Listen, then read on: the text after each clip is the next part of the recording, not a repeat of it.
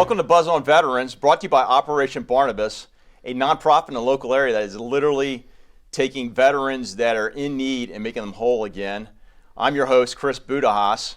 Today, what we're doing with our show here is we're going to spotlight veterans in our community, what they're doing, what they did in their military career, and more importantly, what they're doing in their post-military career. And today, I have Will Gibson from Vets on T.A.P. Will, welcome. Chris, how you doing? I'm doing great. Good to be here. Good to see you. Thanks for being here today. Appreciate it. So, simple question. Where are you from? What you do in the service?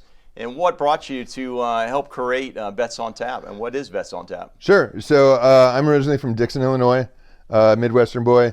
Joined the Navy in 1995, served 22 years. I was enlisted. I was a sonar technician and then went officer. Was a surface warfare officer. Came to the dark side. I did. Yep. Retired out of San Diego, and when I was out there transitioning, I found a networking group that was doing events at, like, craft breweries and things out there. Awesome. And when I came to Jacksonville, I networked and found a job out this way.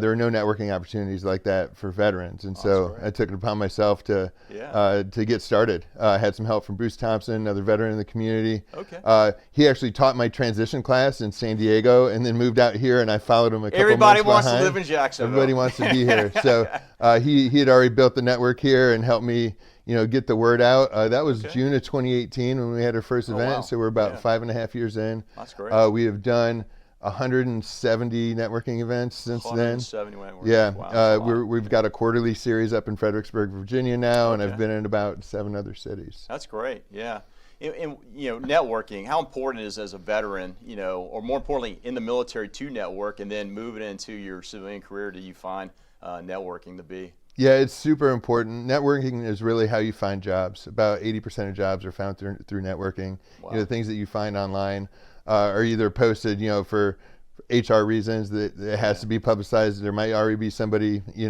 that they have earmarked to fill that role. So you really have to know somebody, at the company that can help you get your resume on the desk as somebody who can make a decision. Yeah, absolutely. It's funny. I have a good friend of mine who lives out in Austin, Texas. He says your network is your net worth. Yep. So if you don't get it, put yourself out there, get on LinkedIn, get in the community, and really go find folks and get mentorship. It can be very difficult trying to find the job. So. For sure, and especially like when you're just getting out, like learning how to translate your skills, learning how to not use jargon, learning how to be able to tell somebody what you did and bring value. And companies, this, care about can you make money or can you save money? Right. And so they want to hear how you do that. Yeah. And we have a lot of those skills. Right. It's funny, when I had a little break in service and I worked for General Electric, that's one of my bosses said. He said, "Hey, the military," I said, "Sir, why you hire me?" He said, "Well, you're reliable, you're going to take initiative, you're going to have all those intangibles, you provide leadership," and that's what we really bring to the community. Right. So for somebody that is in this local area or beyond, so if they're getting ready to transition out of the military, besides networking, what are some other bits of advice you would offer them? I would say just understand what resources are out there. There's a lot of groups of folks that want to help veterans.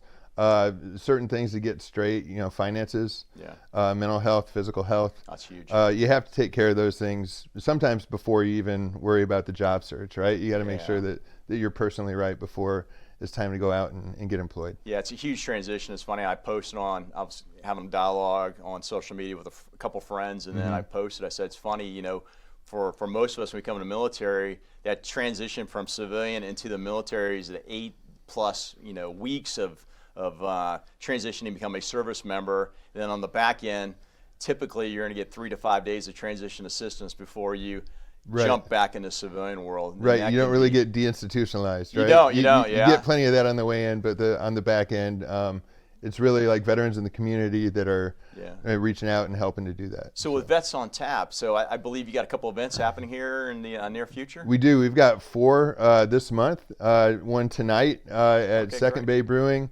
One on the 20th, it's a coffee event at Social Grounds. It's a veteran-owned coffee house in Springfield. On the 24th, we're going to be at Myrtle Avenue Brewing from 6 to 9. And then on the 27th, we're partnering with Animal Care and Protective Services. It's National Wagyu Dog Month.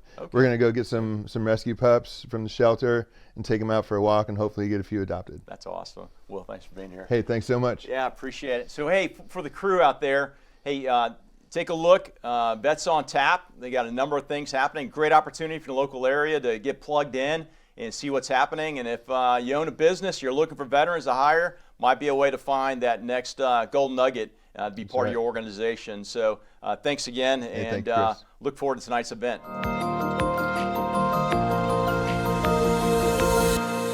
Operation Barnabas is a veterans ministry, started in 2017 with the purpose of helping our veterans that kind of got left behind, and they've struggled with addictions, PTSD, suicidal thoughts, those kind of things, helping them get whole again through one-to-one mentorship. Being able to communicate with them and help them can drastically change their life, can drastically change a family's life. The little that we can do is put our hand out and say, hey, do you want a hand up?